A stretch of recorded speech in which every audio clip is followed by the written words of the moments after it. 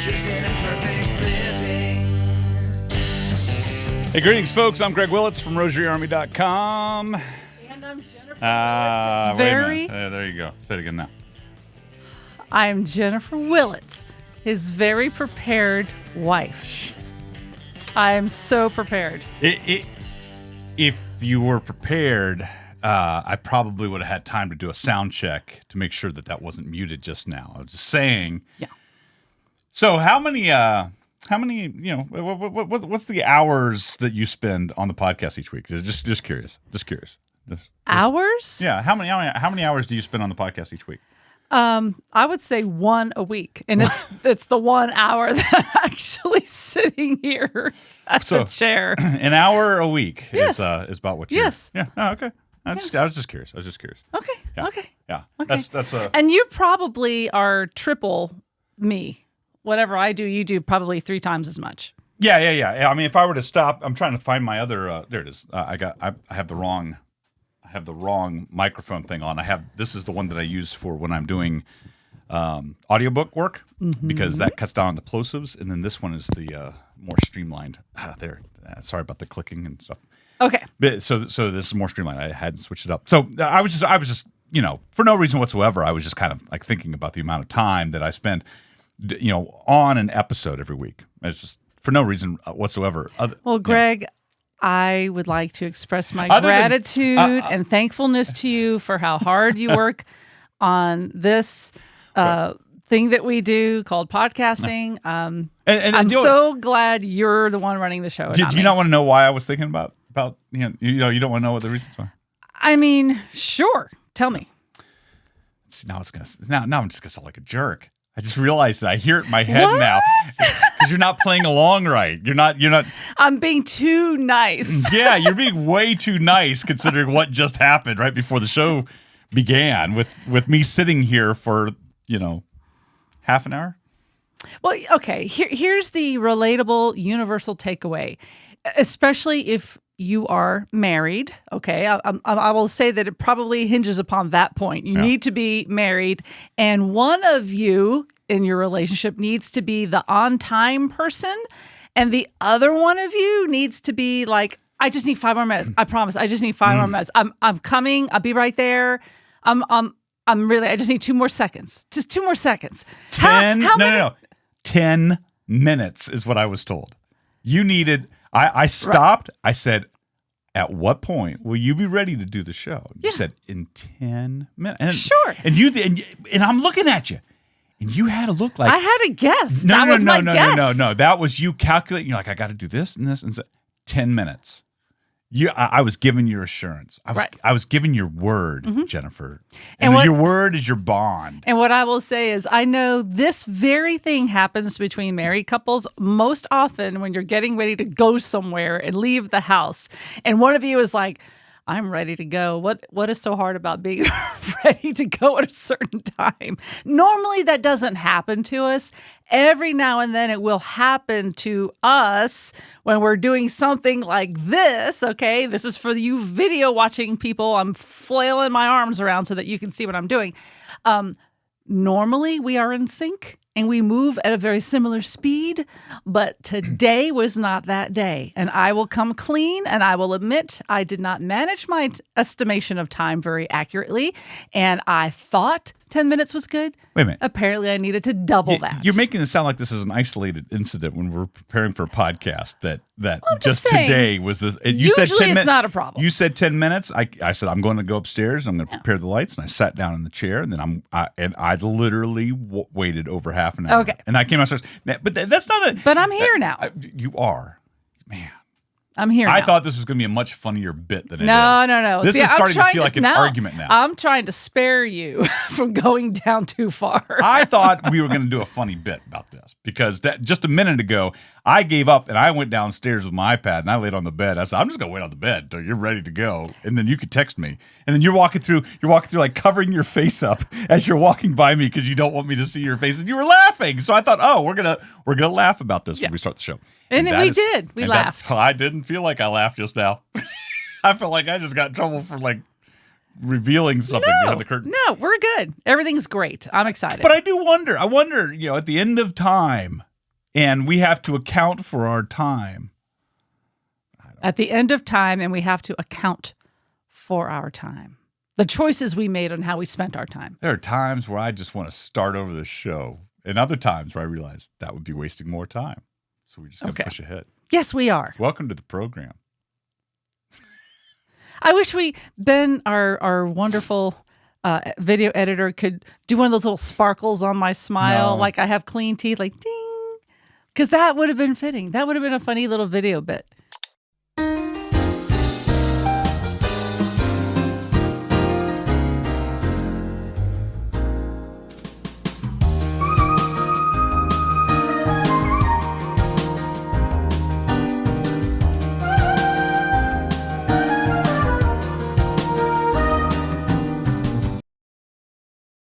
The choices we made on how we spent our time. There are times where I just want to start over the show, and other times where I realize that would be wasting more time.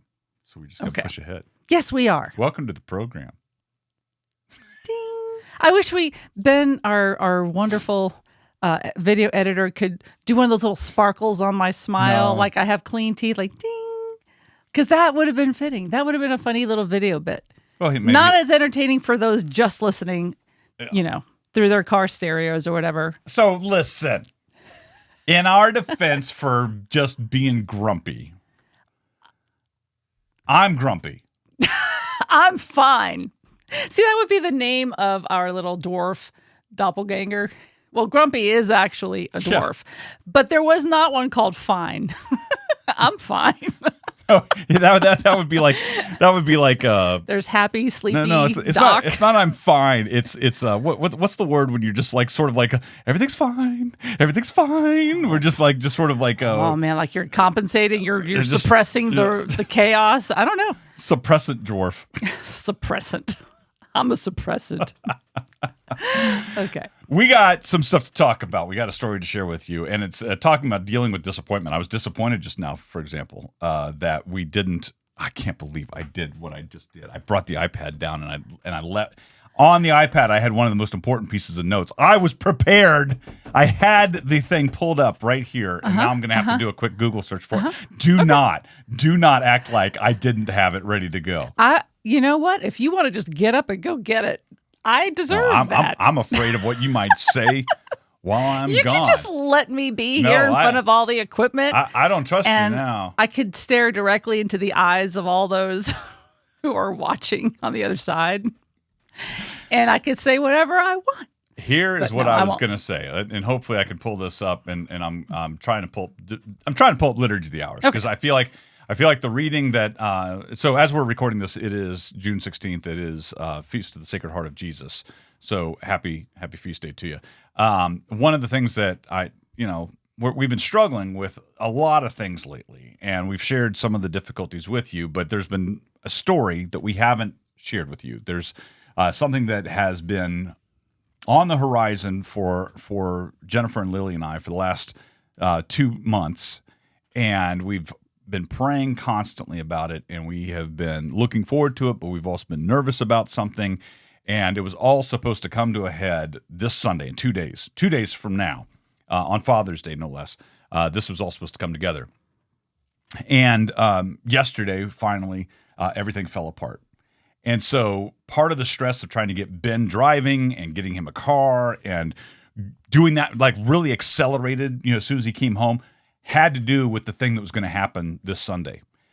So there was that extra stress was added on to an already stressful situation. Trying to launch the new Rosary Army website, which it went live this past week, thank God. A few hiccups, but it went live. So you can go check it out, rosaryarmy.com, see all the new buttons and things, as well as sign up for things that are coming with School of Mary next month. School of Mary, trying to get a lot of things done with School of Mary. All this, there was extra stress because of what was coming up to happen this Sunday. Well, we'll tell you about what was going to happen and then what happened and why it all fell apart. But this morning, when I was doing the morning prayers for Liturgy of the Hours, the first reading in the Office of Readings for the Sacred Heart of Jesus came from Romans chapter 8, verses 28 through 39. And, sometimes when I'm reading the prayers and I'm going through the readings, I'm reading them and I have a hard time connecting mind to heart. I might be able to just read them, and then sometimes I don't get any of it. Sometimes just a single line will pop out and actually make me feel something. And I mentioned this last week. I struggle sometimes with lately, partially because of all the stressful stuff that's been going on, just to focus and actually have things sinking in. So this morning I read that first paragraph and I went, wait a minute. This is actually applicable to what's happening right now. And I backed up, and it might have been the first two paragraphs. And then, because it's very well known, we know these readings, right? If you do any sort of Bible study at all, you know Romans chapter 8. It's a huge chapter. But St. Paul says in the letter, we know that God makes all things work together for the good of those who have been called according to his decree. And I just sort of had to sit on that, because it's not something that yesterday I believe it, I know it, did not at all feel it. And so that kind of got me thinking, this would be a good episode to talk about dealing with disappointment. We all have things that happen in life that we get that disappoint us, and some things large and some things small. Some things that feel huge, some things that feel potentially life-changing, and everything crumbles. Sometimes it crumbles all in one day. It happens in relationships, right? All of a sudden you got terrible news that your spouse was unfaithful, or you get news from a child that they've been doing something that they shouldn't have done. I think about stories. We know parents that all of a sudden have had children get arrested for doing unspeakable things, and you just can't believe it.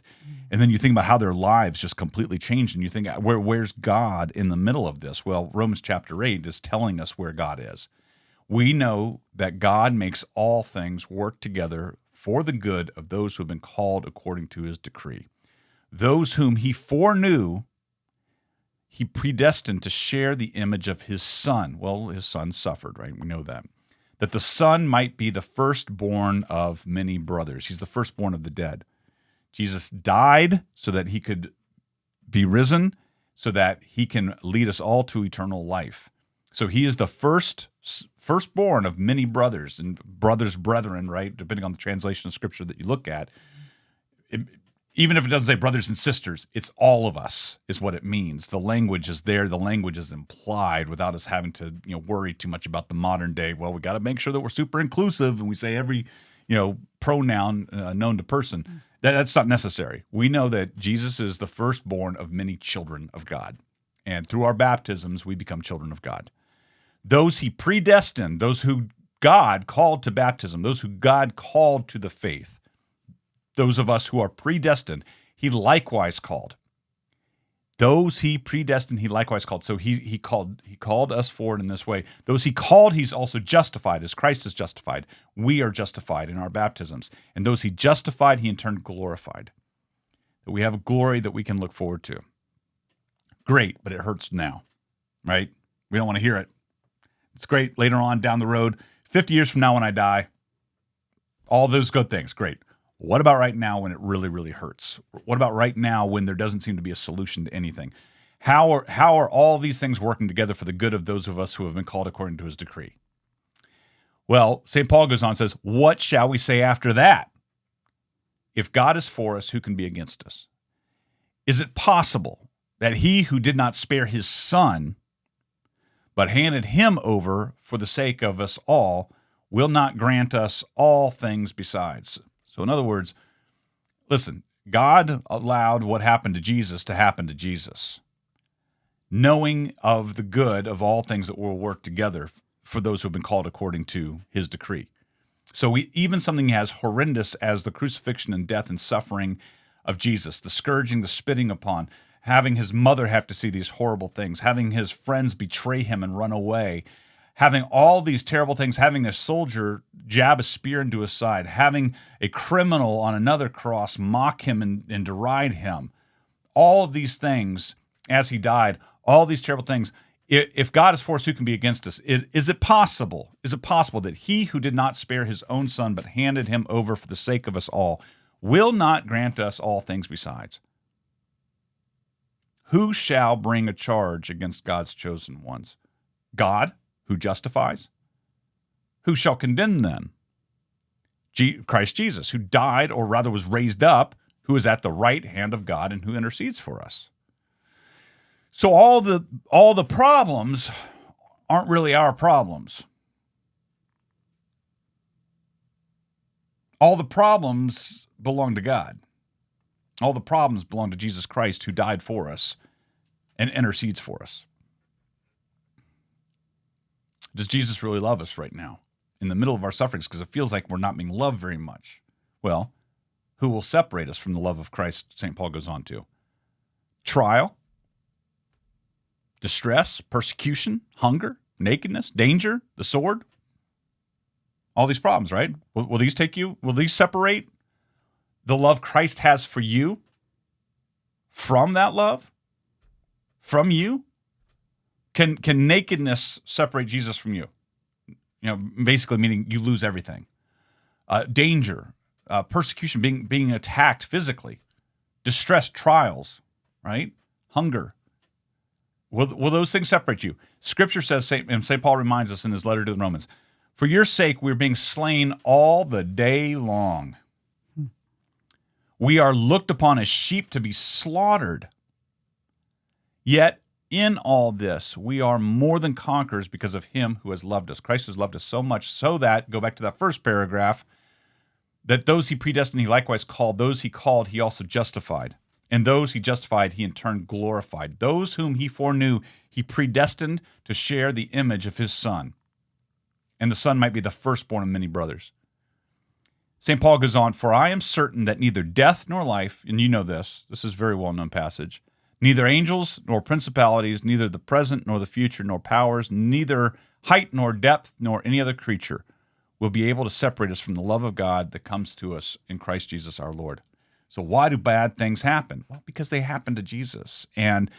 But what if we feel like we're being drawn to a particular place? What if we feel like something in particular is supposed to happen? What if all the signs are pointing towards these things happening and then they don't? Well, give it up to God and let him deal with it because it's not your problem. Yeah, but that's so much easier said than done.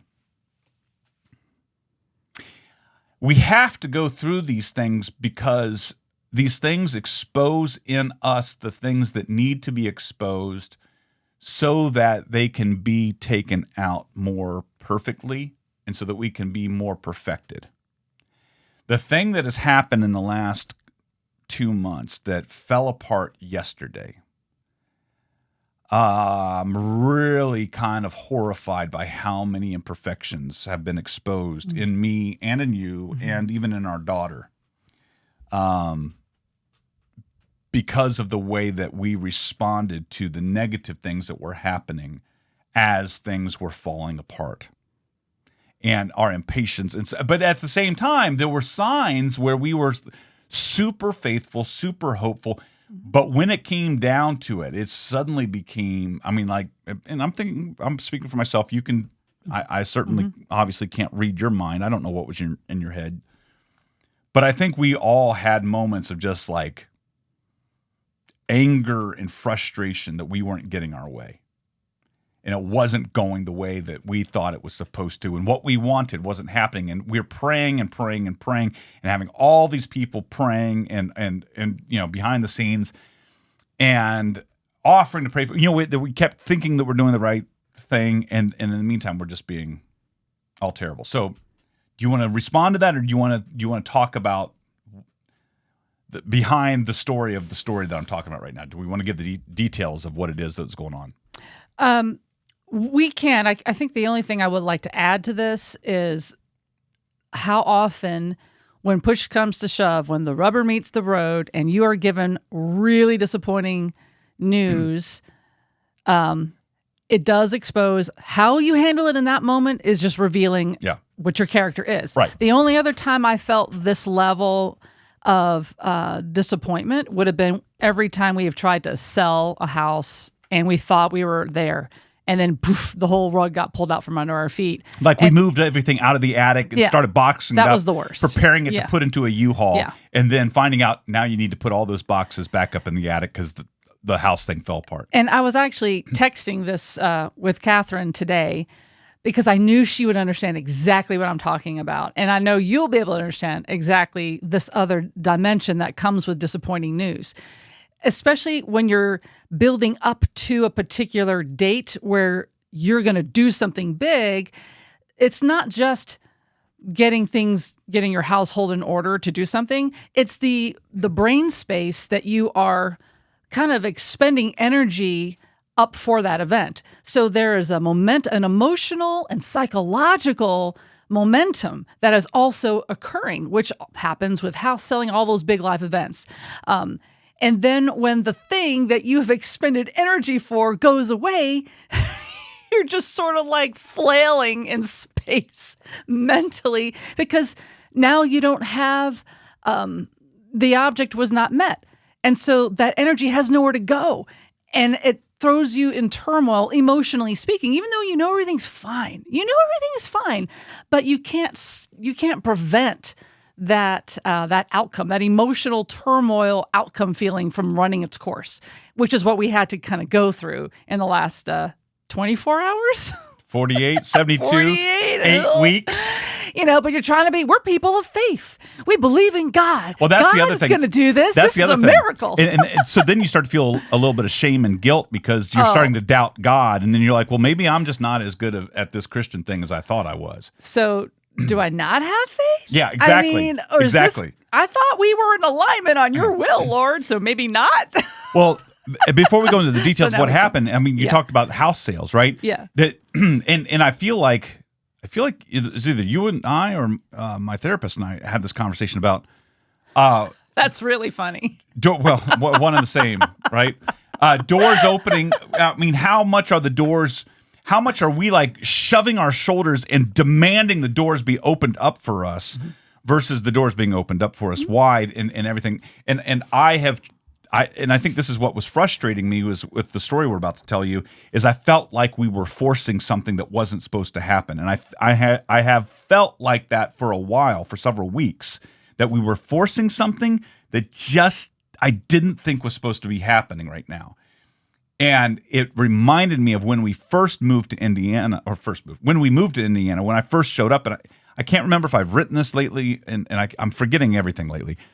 If I wrote this down or if I shared it on the show, but the story of when I first arrived in Indiana for the very first job interview, and I arrived late at night and drove from the airport to the hotel, and just walking in from the car to the hotel front doors, I started crying in the parking lot because I said, God, I don't know why I'm here. I don't know why you brought me here, and I felt even then that maybe I was trying to find something where something didn't exist.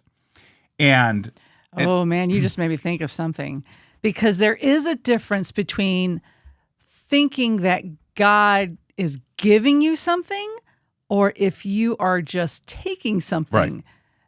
And what's the difference? How do you really know this is a gift from God or are you just taking something? Yeah.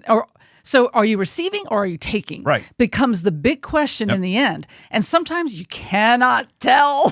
And you cannot tell. And so I think about then the flip side, like when we were leaving Indiana, while we did put the house on the market and it took several months for it to sell, when it sold, and we've shared this story. It went from occasional lookers at the house to someone wanted the house, full price offer in cash, waived the inspection. I mean, just like it was the primo situation for a seller.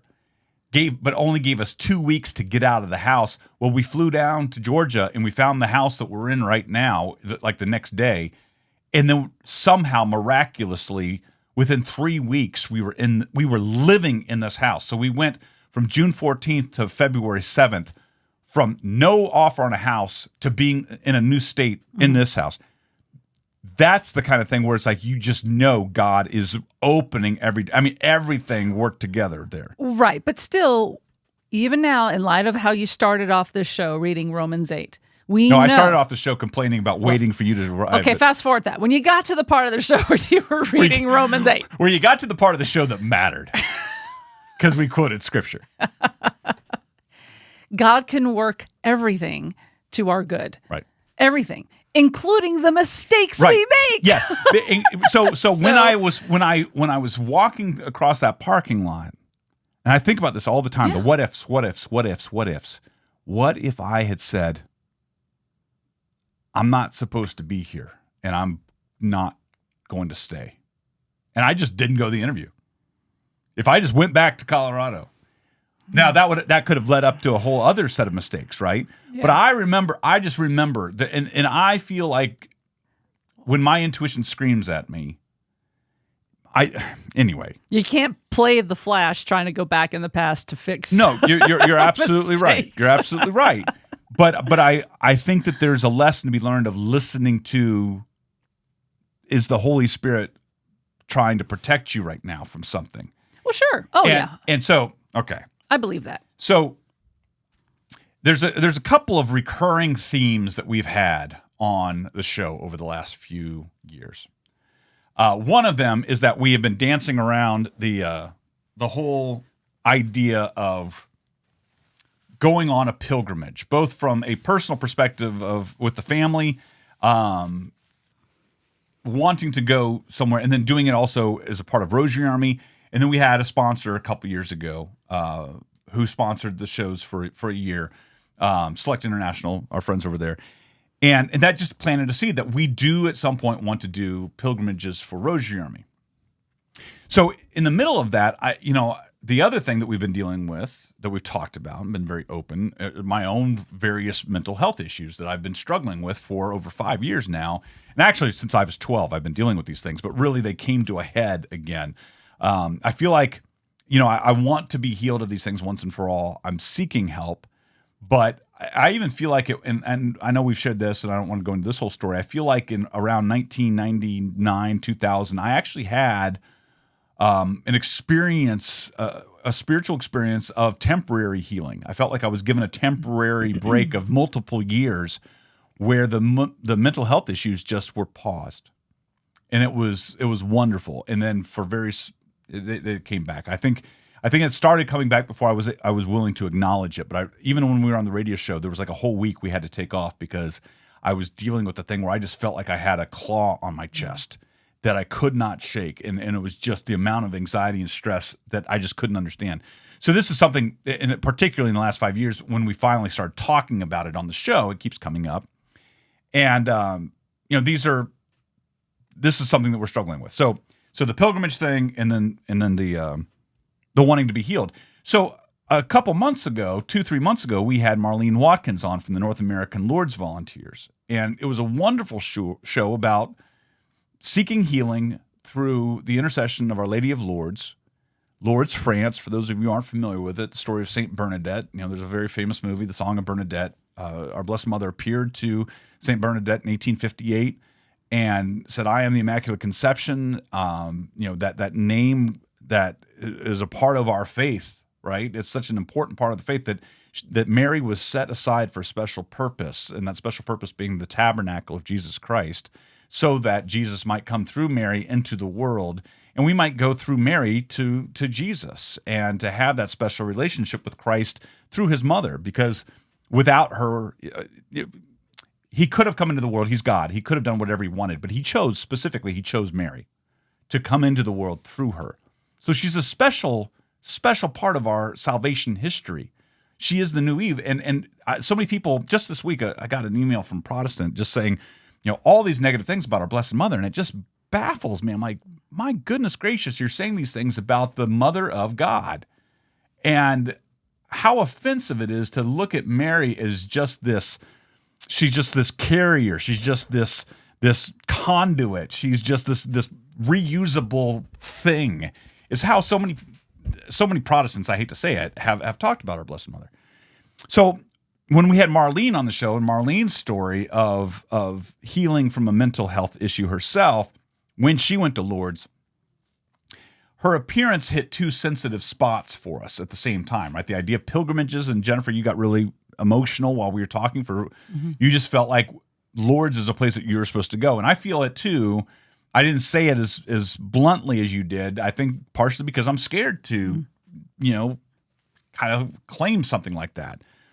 But this desire to have these wounds that I have to be healed once and for all, because part of it is I want the wounds healed, not just because I don't want to feel bad anymore, because I feel like I'll be of better service to Rosary. I think about so many things that I have been crippled by in the last few years in particular. I used to go off and do speaking engagements, and I used to be able to handle being around a lot of people, and just a lot of things and my confidence level has been crippled in the last few years. All these things, and I would just like to be healed of these things. So we haven't told you about what happened after that conversation with Marlene, which is after the interview, we actually kept talking to her, and her husband was right off to the side, and he popped up on the screen, and the four of us were having a conversation, and they wanted us to come to Lourdes with them on one of these pilgrimages with North American Lourdes volunteers. And so we had a brief phone call with their office, but we made the call too soon, and there was a kind of a communication lapse that happened. And then a couple weeks later, Marlene reached out to us again and said, "Did you get Lily's passport? Because we really want you to go with us." We're like, "Oh, wait a minute now." And so we asked a few more questions. And we realized this was they really are asking us to go. And this is something that they are inviting us. This is not something that we would be paying for, because we're like, we can't do that. We don't have the money for it right now. We just don't know how it's going to happen. But they really, and Marlene has told me multiple times, and so if she sees this, she's told me multiple times, you don't even need to mention North American Lourdes volunteers. You don't need to mention that if you go, that you went with us. You don't have to mention that you go. She's like, it's not about some sort of deal that we're making with them. It's like she felt very strongly that we are supposed to go over to Lourdes with them. And we believed her, and we started to believe it. So we said, okay. And a little over 2 months ago, we rushed out and went with Lily to a local courthouse, and we did expedited application of her passport, and just everything, a lot of things. All of a sudden on that first day, that feeling that windows and doors were being tossed open, right? I felt like, wow, it's like, the right people were telling us to do the right thing. We went to a courthouse and literally no one was there, and we walked right up to the passport window. It just felt like, wow, this is going to happen. It all of a sudden felt like everything was coming together. And so the plan was for us to leave on Father's Day to go to Lourdes with their summer pilgrimage. A lot of teenagers from around the country are on this, and so Lily would be there with people her own age. Jennifer and I would be there. And it's very hard for me to say, even as someone who believes wholeheartedly in all the, what's this Romans 8, right? We know that God makes all things work together for the good of those who have called according to his decree. But I don't know if God wants me healed. He might want my mental health issues to be like the thorn that St. Paul has. St. Paul doesn't say every single person is going to be healed of any infirmity in this life. It's not at all what St. Paul says. He never says that. I don't want to force my hand with God and say, you have to heal me of this thing. Because maybe a better purpose is there by me having to suffer with this anxiety and everything else. And even as I'm talking about it, I just, like right here, if you're looking on the video, this is a major area for me where I just feel like my muscles are just completely clenched, but they're not. It's just like bone is there. So I don't even have muscle there. I don't know what it is I'm feeling, but it hurts. It physically hurts. And it's from the stress and anxiety, and I would love to be healed of this, right? And so we're supposed to go over there on Father's Day, and we're going to be flying back on Jennifer's birthday. All three of us we're supposed to go. And all those things happen, and we just said, once we applied for that passport, hey, it's all in God's hands, all in God's hands. And at the beginning of it 2 months ago, it was super easy to go, hey, this is happening. Could you imagine? Can you believe this gift? God's dropping this in our laps, this amazing gift of us being able to go to Lourdes, this amazing thing. It's fallen right in our laps. All things come together for those who, work together for the good of those who have been called according to his decree, right? It's all coming together. All things are working together. But then the stress all of a sudden skyrocketed, and the anxiety. And I'm thinking, okay, is this the devil attacking because the devil doesn't want us to go there? Satan hates Mary so much, hates her so much. Maybe he's just trying to get us to doubt. The anxiety level, when I remember when I went to therapy in March, and my therapist was like, you seem to be doing great. And I said, I feel like I am. And then and I've said this to you the other day, it's like as soon as the Lourdes thing became a possibility, It was like all my anxiety and depression came flooding back. Not all of it. Not all of it. It's not bad as it was 5 years ago. It's not even as bad as it was 4 or 3 years ago. But it definitely has been noticeable, and it's been difficult.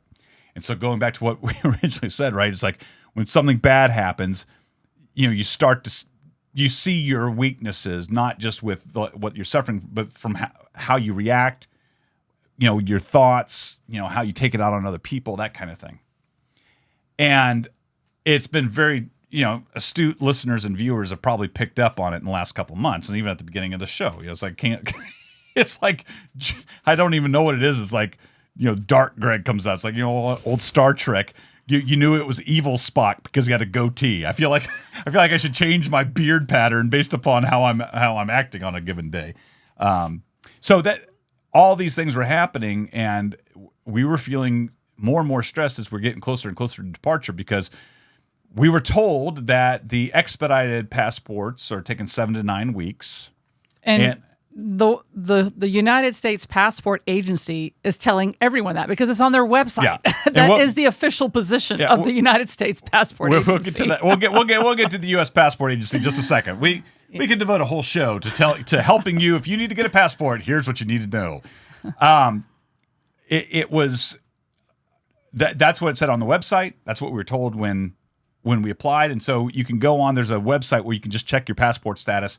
And so for the first couple of weeks, we checked like once a week, just in case something was happening. We just assumed because everything was coming together so quickly all of a sudden that it was just going to happen, and we were going to have the passport, and it's no worries. We're going to be able to plan for this trip, and it's going to be exciting and everything else.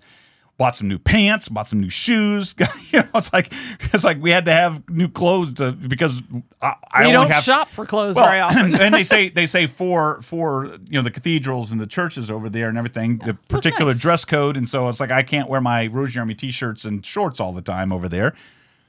And so we were just doing some preparation. Got a new international plug for all of our electronics and whatnot.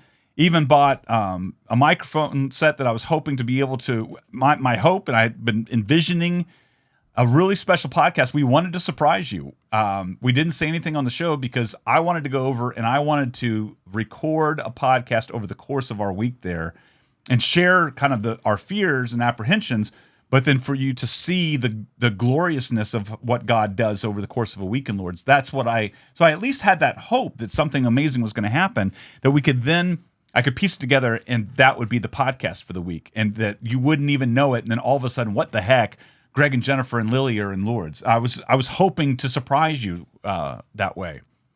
And as we're getting closer and closer, we're starting to call their number more, the passport number, and it was really strange because you'd call and they're like, "It's busy. Call another time. It's busy. Call another time." And so we were just like calling. Literally, I sat down a couple weeks ago and called 20 times in a row and finally got through. And when we were down to 2 weeks, we were told in 2 weeks, when you're 2 weeks away from your trip, you can schedule an appointment with the passport agency. So that's what we're trying to do. Just get them on the phone so we can schedule that. There's no appointments. No, first they said, no, you can't schedule it until 5 days out from the trip. Oh, okay, well, that's weird. All right, so can you give us an update? Because it's said in process for the last several weeks on the passport website. No, that's what we have here, but don't worry. Have hope. Don't worry. Okay. And then we got down to 5 days, and then we're calling and trying, and literally on the phone, I think this week alone, 3 different times, probably a cumulative of about 8 hours on hold for 3 calls, only to be told there's no appointments. You can't just go down there. There's nothing you could do but wait, and maybe there's still time. Well, yesterday was a Thursday, today, and we were like, well, we don't want to wait until the last day possible because going into the weekends, the office is closed. We were told you'll be turned away at the door if you show up at the passport office. We knew that they opened up at 8. We got down there about 20 minutes till, and I knew that there'd be some people. I did not expect to see a line the way that there was. It was like people were buying concert tickets back in the 80s. And there was a line, and then a security guard came out, said, if you have an 8 o'clock appointment, be here, 8:30 appointment here. If you don't have a confirmation number, you will not be getting in today. And I don't know how many times he said this yesterday. We stayed. We got up at 5:30. We left at 6. We got down there 7:40. They opened doors at 8. At 11 o'clock, they locked the doors and said, there are no more appointments today at all, period. Goodbye. And so we didn't get the passport for Lily. And so we had to make that really difficult decision. Well, there's nothing we can do. And let the folks know we're not able to go. And just the disappointment and anger and frustration and everything else that goes into it. All right, so the passport thing, I want to get to lessons learned just for your own. What is edification? What does Mac and Catherine call it when they? Oh, this is your social not something journalism. Your service journalism. Yeah, service journalism. Yeah. We'll give you service journalism in regards to getting a U.S. passport here momentarily, because there are things that the government is lying to you about. Well, listen, I will say what really surprised us is how many people who were there in our exact situation, and most often it was because of a child that they needed to travel with, one of their own children. And some of the parents there had no knowledge that a child's passport has a completely different expiration timeline on it as opposed to adults. Well, now you're saying one of the things. Well, are we doing service journalism now? I said we'll get to that. I wanted to finish on the feelings. Okay. I wanted to finish on the God thing. Well, you go ahead. Well, I think the biggest question, I stopped and I was really wrestled with this. The biggest question, or biggest issue that came up for me through this whole ordeal is, do we trust God or not? And seeing in my own self, the anger towards God that came up. And not just being ashamed as soon as the feeling was there, because knowing it was completely unjustified. Knowing that God knows what's best for me and he is going to do it. But just not understanding why the last 8 weeks of stress, anxiety, and depression had to happen. Because I have had to be depressed, and it's very frustrating. And I felt like it was pointless that we went through this. But then what I said at the beginning, well, it sure brought out that I still have a long way to go towards holiness, sanctity, and sainthood. And it was kind of discouraging in a way, because then it leaves me going, well, then I'm not quite sure what my next step is to overcome that, because I can't say, well, I'll just do better next time. I'm like, I thought last time that I said I was going to do better next time, and this obviously proved I wouldn't do better next time, because I didn't do better next time, right? And so I feel like it exposed all sorts of weaknesses that we thought were handled and settled. So what do we do here, right? Because it's not just a matter of, we don't get to go on this pilgrimage right now. And the good news is, and they've assured us that because we were able to find out a little bit in advance instead of at the very last minute, that our tickets can be used at another time. And so we just have 1 year. At some point, we'll go. But it was just right now seemed like the best time, because it's summer and you guys are out of school lined and up. schedules, and we don't have to worry about who's going to feed the cats or whatever, right? When it ever happens. And part of me, and this is just my way of thinking, I start thinking is like, oh my goodness, what would have happened had we gone? What's God protecting us from, right? Or what's about to happen that you don't want it to happen while you're in France, right? So like, I'm afraid of driving over the next week. I mean, I had that thought too. You joke. I mean, you laugh at it, and rightfully God so. does things for reasons. What are they? But now and then how much am I showing trust in God if I'm sitting there going, God's about to get me? Well, now part of it though, Liturgy of the Hours also, I just finished reading the book of Job, okay? So it's like there is precedence for God allowing evil to happen in our lives because if you think about Job. And I'm going to tell you what, that was not helping my anger level. That was making me more angry, right? Because I'm like, oh, well, this is just a Job situation. God is just, he's allowing all this to happen because he's trying to test us, and I'm failing, and I don't feel good right now that I'm failing. Anytime you're doing a bad job at something, you feel bad. And I felt like I did a really bad job over this whole thing over the last couple months. And I'll be honest, it's embarrassing to me. And, here we are, we're talking about it publicly on podcast, but that's what we do, right? It's like, because someone has dealt with this or someone is dealing with this right now. And so this is why, maybe this is what the good that God can bring out of this is that we're talking about what are the things that we can do to prevent us from going down this path. And for me, the big thing is what helps me is knowing anything can fall apart. What I struggled with, I think a lot, and I won't say this is the biggest thing, but I know what I struggled with was, I know that there's no way that we could have done this without Lily knowing. I kind of wish she hadn't known. Now, there's nothing that we could do about that, but part of it was because of we are going to France. And I just kept thinking in the back of my head, I'm like, things can fall apart. We see it so often in our lives. Things can fall apart. And so I felt like there was this disappointment factor that was passed on to her. She learned a lesson of like, it doesn't always come together. And I guess that's a good lesson, but you just don't you watch your kid hurt now, right? And and I watch you be disappointed about a trip again. And trips are such sore spots for our family that I just kind of felt like, in a way, I felt like I was witnessing things happening all over again that were already painful in the past, and we're doing it again. And I mean, part of me was like, this is why I don't like going on trips. This is why I don't want to go anywhere. Because this is the kind of stuff that, so just negative. Something about that reminds me of my mom. She's like, I'm not working out. I know. Because I could get hurt. So if I just sit in this chair, I won't get injured. Right. But you won't do anything either. And I know that's a sore spot for you with your mom. You have to live a life instead of being afraid of a potential injury. Right. But at the same time, it's like, but we keep declaring what God's will is without really knowing what it is. And then we get angry when our will doesn't come to fruition. The will that we were trying to thrust upon God, right? We were talking. What will were we thrusting? That we were supposed to definitely go. It's like, this is like the last 2 weeks. And listen, I'm saying this about me as well. I couldn't stop calling the stupid passport office.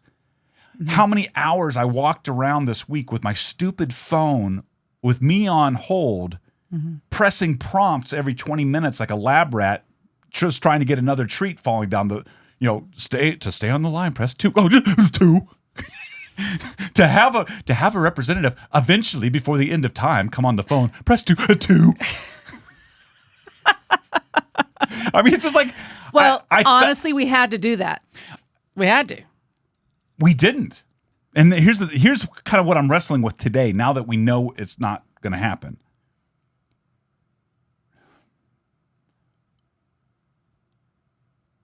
And I'm not saying that this would have been an easy thing to do. And I don't even know if this is part of it. I don't know if I'd be capable of doing what I'm about to say. Okay. Of trusting God so much that I wouldn't have even called for a status. That I wouldn't have even gone on the phone and checked. To get to a point where the passport arrives in the mail when the passport arrives in the mail. And so you could take this story or this example, right, and extrapolate it to whatever.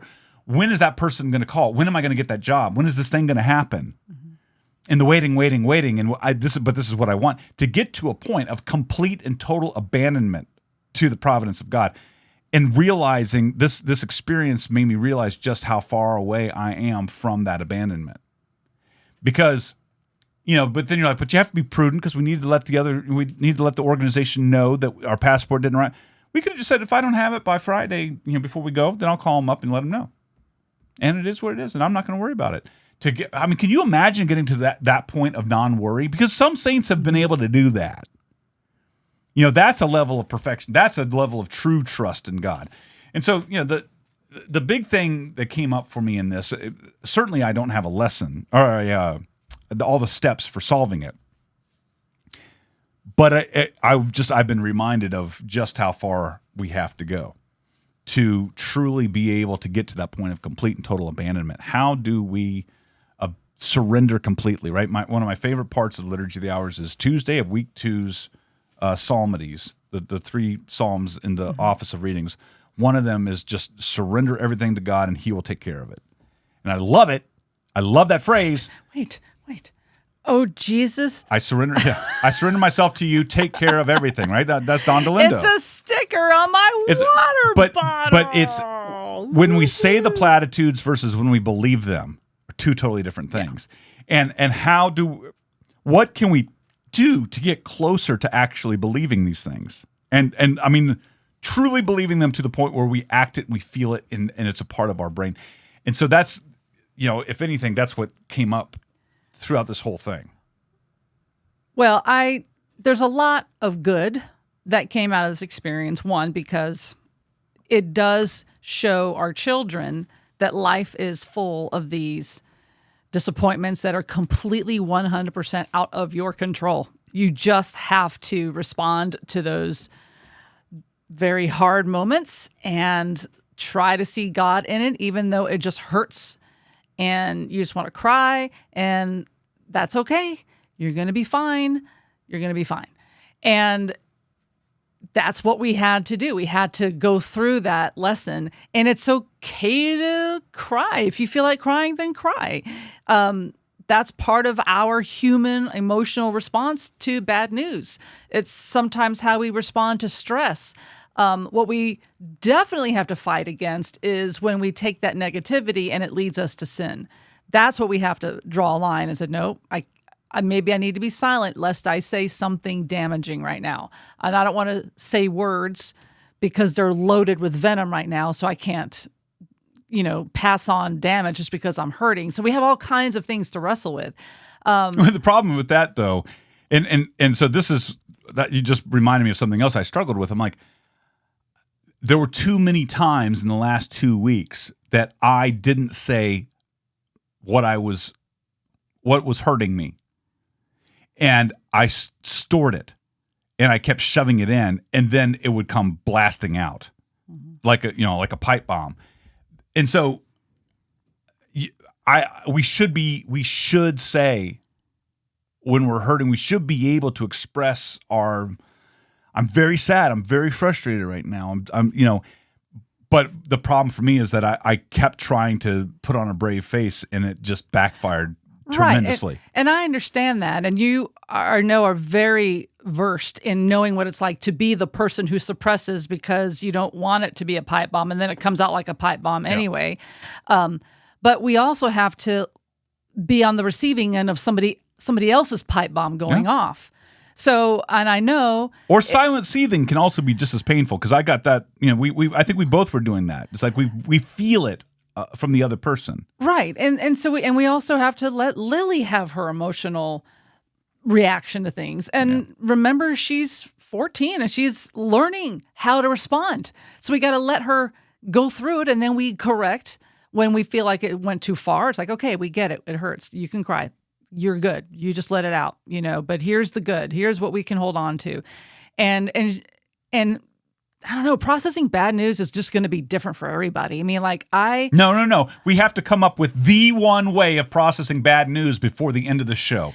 We have to come up. Right. It's our responsibility, and we're depending upon God to let us know what that is. For me, with my sanguine dominant temperament, I feel very lucky and very blessed, actually, not lucky, it's blessed, that I can sort of leap to the positive a little faster than, my melancholic family members have a harder time doing this. I acknowledge that. I'm not laughing at what you said. I'm laughing at what you just reminded. When you said the sanguine thing, all of a sudden, you reminded me of a moment. I talked about this last week, how I was a good friend and went with Mac to go see Transformers: Rise of the Beasts. You know who Optimus Prime is? The main truck Transformer? At one point in the movie, Mac leans over to me and goes, Optimus Prime is a total melancholic. And I was just like, I see it now. No. Do you see it? No. I got it confused because I was like, well, he's like the coolest one. So you're like, I'm like, I can't. I was like, at one point, and we can't talk because we're in the theater. I'm like, are you complimenting me because you're comparing me to Optimus, or was I just insulted? And I don't know why. I'm like, what did he just say on the screen that made you say that? I'm not sure what Optimus said at that moment that Matt he is such a melancholic. I'm like, See, that's the sanguine part of his temperament that made him say that. He's melancholic because he just told everyone the most rational thing that needed to happen right now. And yes, it was depressing and sad what they had to do, but it was correct. I don't understand why you're, But that's, how awesome is that we have all of these temperaments? God designed all of this. Okay. So it's so right. But I am very fortunate in that I can help lead my melancholic people but maybe it's going to be okay because look at this, but look at the good. I know it hurts and there's the wound right there. So try not to stare at the wound so much. It's there. I'm not saying it isn't there. I'm not saying it doesn't hurt. But look at what else is good that's happening at exactly the same time. Okay, we can try to look at that. Can we look at that? So, okay. And that's... Maybe not yet, but soon. That is good. Yeah. In the direction of you giving that example to someone like me. What I, as I guess the melancholic, don't fully understand or see is I felt like I brought nothing good to you and Lily in the last 2 weeks in terms of handling this, right? Right. Because all I was trying to say was, this is not going to happen and y'all need to prepare for it. But I didn't know how to say it in a nice way that didn't sound like, oh, you're just being negative or you're just, because here's what was frustrating is I saw this. So I saw it. I knew what was going to happen.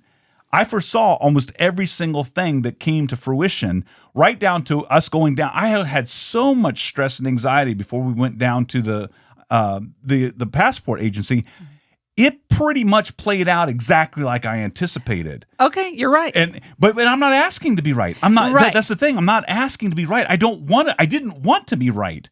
Right. But what I don't know, and I still don't know is how do I? No one wants to hear what I had to say about it because it's so negative. How do I make it be something that's, or maybe, I felt like the only option was to keep my mouth shut. Here's the difference. The last 2 weeks were the hardest for you because you kept seeing the end. Yeah. But it wasn't hard for Lily and me because we kept choosing to believe in hope and miracles. So now our pain was just at the very end rather than 2 weeks long of pain. Yeah. Because we chose it could go bad, but it might be amazing. And so we tried to stay in the hope. Yeah. And that I think is it. Not that it was supposed to change the end, because whatever's going to happen is going to happen. But it sure made the journey a little easier to get through. Yeah. That's all. Okay, and that's what I just said a minute ago, that y'all gave that example. What I'm trying to say is I don't know what kind of example the melancholic, or whoever melancholic watching, how could a melancholic bring anything good to the sanguine in that situation, right? Because like that book, the Temperaments book talks about, how the things play back and forth. Sounds like you have a lot of great things that you can give to a melancholic. But what I'm trying to say is I can't figure out anything good that a melancholic can bring to a sanguine in the kind of situation. So that brings more frustration, right? Well, however, there's like this whole teeter-totter example. Like sometimes the sanguine dominance can get overly optimistic. Like we can pass the mark. And so the melancholic's job is to go, hey, this is great. And I truly, want to be a person of hope like you. We need to be aware that let's have a plan B. Let's have a plan B, just in case it doesn't go the way we think. So what are we prepared to do? What I'm trying to say is... And then just be loving about that. I think that's... But see that, I think it's really hard. I think what you're... I can't be nice. What? I think the melancholic feels like there's no way of doing that without being a balloon popper, right? Of just like, all right, I'm going to be super nice. Hey, look at this balloon pop. Pop. Aren't you happy you popped? We're not going on the trip. Pop. Aren't you happy about that? And it makes you, I think most melancholics would agree, it would make you feel like a liar and like you're trying to, be a swindler and pull something over on someone. And the reality is we just want to say you need to look at this with a little bit of reality. It's like we're the pain bringers. Is this why you always say, I won't feel better when I'm traveling until I'm sitting on the plane. Oh, totally. No, until I'm there. I thought it was sitting on the plane. Yeah, sitting on the plane is like you're there. Once I'm on the plane, we're pretty much guaranteed to get there. Yeah. But when we're driving somewhere and y'all are like, hey, let's stop and go to that thing, I'm like, we are not there yet. We need to leave enough hours in the day for us to deal with the flat tire or the battery that's going to explode. Right. If we stop here and look at another Stuckey's log roll collection, then that's going to work against us getting that. And so, it's like if you have an end destination in mind, get to the end destination, because a lot of bad stuff can happen between then and now. That's how melancholics see it. And we are like, wow, this is great. Look at the journey. Everything's wonderful. Okay. We're just like, I can't take off my sunshine optimistic. That's right. My goggles. So I had other things to talk about, but I don't think we're going to get to them. we're good. But I do want to talk about the passport lessons learned, right? The service journalism. Because now it's service journalism. So I wrote down a few of these things, and you can add on to any of these because I'm sure you had your own. The lessons learned trying to get a passport. If you want to get a passport, the U.S. transportation's handling of it is a joke. And I'm not saying that in any angry way. It's a joke. And I don't say this from the perspective of someone who just got jilted by it. Some congressman or someone there needs to be an overhaul of the passport transportation system. Okay. Because they're lying. They're flat out lying and deceiving people. They're giving you too much hope. Well, you would ask them. Oh, they're sanguines. They were reading from scripts. They're flat out lying to people. And that makes me angry. I have no room in my life for shysters and liars. I don't. However, that's a bit hyperbolic, a little. Okay, I understand that there's some people who really were like, as you say, every representative who answers the phone is a different person. Right. They will handle it differently. And every representative that answered the phone when I called was a liar. Okay. So there's that. There's millions. Okay. Here's something to know. Supposedly, they're getting more passport applications than ever before. There's an influx of millions of them right now. So the fact that the website says 7 to 9 weeks for expedited is not true. I do not know why they are not changing that information on their website or what they have their representatives telling people. If the person on the phone flat out told us of all the times we called in the last 2 weeks, I'm sorry, but you're not going to be getting your passport in time. It's our fault. We got backed up and did not anticipate no, it's not even our fault. We did not anticipate the numbers. We don't know why this is happening, and we just are not able to process it. There's nothing anyone can do about it. It's no one's fault. Just tell us that information. Right. So we can plan accordingly. Instead of literally, the night before we went down to the passport agency, I'm talking to someone and going, so how many days does it take for the U.S. Post Office to send something in the mail? Well, I don't work for the post office. You know how long it takes. 2 days, right? Well, yes, typically. Then just agree with me here on this. Okay, and so today is Thursday. Tomorrow's Friday. Do you deliver passports? Does the post office deliver passports on Sundays? No. Okay. So we know, and I mean, I'm having to work people through logically. Is anyone in the passport office right now processing passports at 10 o'clock at night? No. Okay. So we know that the earliest is going to happen starting at 8 o'clock tomorrow morning, right? Yes. So if they do it between 8 and noon, let's say, they might maybe get it in the mail tomorrow on Thursday, right? Yes. Which means 2 days after that is when? Well, we don't exactly know. No, we do know. 2 days from now is Saturday. It's like 2 days from tomorrow, from Thursday, is Saturday. There's we don't know quite sure what's happening. We don't know what day of the week it's really going to be. Well, we can't really say. You should just stay hopeful that it's going to happen. So it was this kind of thing. We felt like we were constantly being lied to. If you have any chance of getting of going anywhere, do it now. Oh, international travel. And need a passport. Mm-hmm. Go ahead and get your passport now. If it's within the next 3 months, I'll tell you, it's probably not going to happen. It's too tight. They can't handle it. We paid expedited fees, 7 to 9 weeks. It's not next week will be 9 weeks. It's not going to happen. Right. It's now the representative told me, and we believe she was probably the most honest one. She's like, if you want to travel anywhere out of the country, you need 6 months out Yeah. on average. Expedited, you might be able to cut that in half, but they are processing upwards of 1 million applications every 30 days. What does that tell you? Yeah. About our country? Everybody wants to leave. So that's true. A weird thing that we noticed yesterday when we were standing outside at the downtown Atlanta passport office was that one thing that the security guard would call out is if you have congressional reservation, then you need to have a photo ID ready. And we're like, well, what does that mean? Yeah. What is this? And This is new. then we saw, as the morning went on, we saw several people trying to get in the door, just like us, trying to get a walk-in appointment, and they were turned away. We saw them on calls, or they left, and then they came back at some point, and then the guard would come out and suddenly call that person's name. They didn't even have the name at the beginning. They came out and called the name, meaning someone else was able to call into the office on behalf of some of the people waiting out there. How's that happen? Well, it didn't work for us because we tried afterwards, but we tried calling our local congressperson. I wish we had called that person 2 weeks ago when all this happened.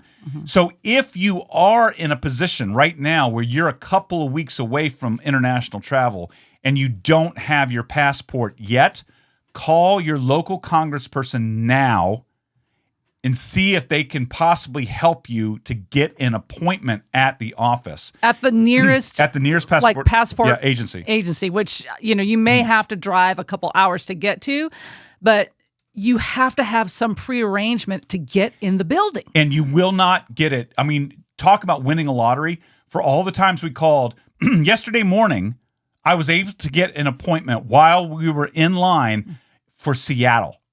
If I could be in Seattle by 10:30 that morning, I was on the phone at 10 o'clock in the morning in Atlanta, and they were trying to offer me an appointment in Seattle, Washington at 10:30, half an hour later.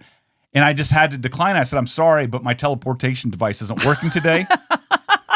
And I haven't been gifted with the grace of bilocation yet. So you'll have to give the Seattle appointment to somebody else. In Seattle! Anyway. I wasn't upset at all about this. We learned a lot. But there's some of your lessons. Yes. So thank you for letting us vent a little bit. I go back to that scripture because in the midst of this, right, this is so often our lives as Christians. One of the great things about being Catholic is we talk about things like redemptive suffering and how our suffering can have meaning and how we actually acknowledge difficulties are realities. And there was a time in my life when I truly loved Jesus Christ and would have done anything for him. But some of the resources and books I was reading and tapes I was listening to made me feel like I was a degenerate, that I was broken somehow, that I lacked faith, and it was my fault that I couldn't manifest certain things. That's the whole prosperity gospel idea of things. It's so dangerous and it's so venomous. And I think part of it is I still deal with that, right? That if you just say the right prayer, if you just, think positively just enough that somehow you could trick God into doing your will versus true surrendering, and that God could possibly be trying to teach you a lesson that you need to learn. And obviously there's some lessons that Jennifer and Lily and I needed to learn in the middle of this. It's very, very sad and disappointing, but still disappointed, right? Still kind of hurt, but at the same time, knowing very much so, this is not God's fault. It's not really anyone's fault. Nope. If anything, this is an opportunity to grow in holiness. And each time we encounter these difficulties, I think about terrible relationships I've had with people in the past, how they wounded me in ways that were I just couldn't believe that someone would do that. Well, those were opportunities. Let's go back to, we know that God makes all things work together for the good of those who have been called according to his decree. If I hadn't had those bad relationships, whether they were romantic relationships, I would never have eventually met you. Because they crashed and burned. Bad work relationships, if those hadn't happened, I wouldn't have gotten to a point where saying, well, maybe God's leading me somewhere else. And to the point where we're focusing full time for the last several years on this beautiful ministry of Rosary Army that God has brought into the world. God can make all things work together for the good of those who have been called according to his decree. And so any situation in the middle of it, you're going to hurt. You're going to say, ow, that hurts. And it's okay. Please know it's okay to say it hurts. I think that's one of the biggest things I struggle with is feeling guilty for saying something hurts. And some of us melancholics need to say it. So say it. Don't take it out on other people, but say it. But then be a big boy, put on your big boy pants, and know that God is trying to use that pain that you're going through to make you be even better, to help you grow in an even greater level of holiness. So, and if you're the sanguine hearing the melancholic, don't tell them that. Don't say, God is using your pain right now to make you need to put on your big boy pants. Yeah. Oh, man. I already learned, do not say that to a melancholic in pain. My pants are big boy pants. So if you're a sanguine nearby, you just be quiet. No, and you love silently. You just love silently. And you just smile and nod. Mm-hmm. All right. So we had some other things. I'm looking at the notes real quick, but we'll go over it on the next show. Thank you for hanging out with us. We never stopped praying our rosary in the middle of this. Never stopped praying Liturgy of the Hours. It wasn't easy. Still isn't easy sometimes, but you keep doing you keep doing the right things to grow in holiness. Pray your rosary every single day. And do whatever it takes to stay holy. If you want free rosary, resources about the rosary, go check out the new website, rosaryarmy.com. It's beautiful. Go check it out. We'll talk to you in a few days. Pray for us. We'll pray for you. God bless, folks. Bye.